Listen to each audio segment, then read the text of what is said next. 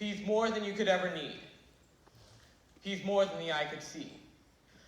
I don't deserve his love, but he's always been there for me. You see, Jesus met me when I was at my lowest.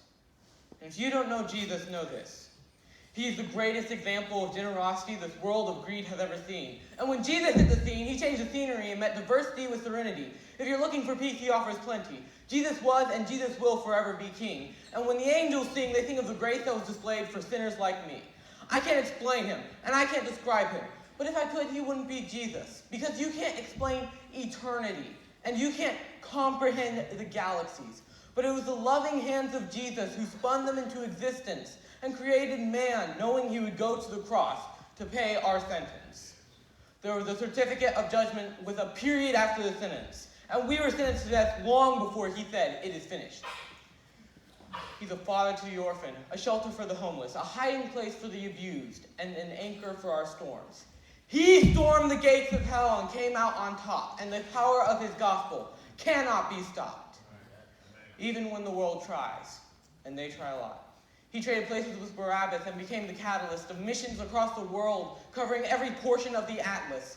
If you're in need of rest, I know of a mattress. If you don't know Jesus, your future is tragic. But he gladly embraced tragedy so we could live in his presence of majesty. His presence is presence, and it's his presence that presents preciousness to a world of peasants. He's far from pretentious, but still loves those who are.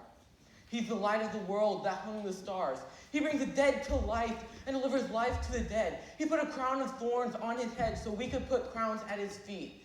And I can't wait until the day I get to kiss his feet that were nailed to a cross for me and for you and for every other person around the world. He loves the world, and I love his word because his word became flesh, and in his flesh he demonstrated the word to the world. He's an example to every boy and every girl. He's a lover of black people. He's a lover of white people. He's a lover of the unchurched and the assembly under the steeple. He doesn't see the believers' failures, but still takes time to celebrate their faithfulness. It's his spirit that enables us and gives us boldness when the world labels us.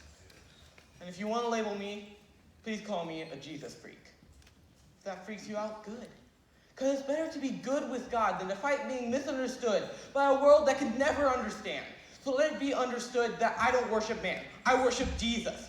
And although he doesn't need us, he still sees us and pleads with us to run to the cross where he bled for us.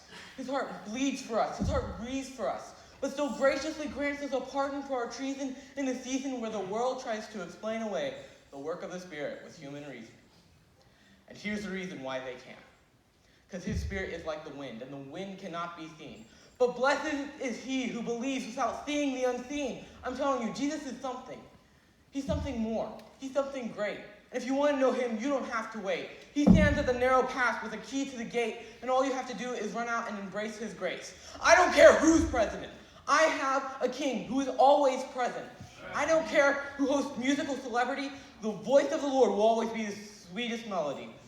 I don't care who owns the riches of the globe. My Jesus, it has more wealth than one ruby on his robe.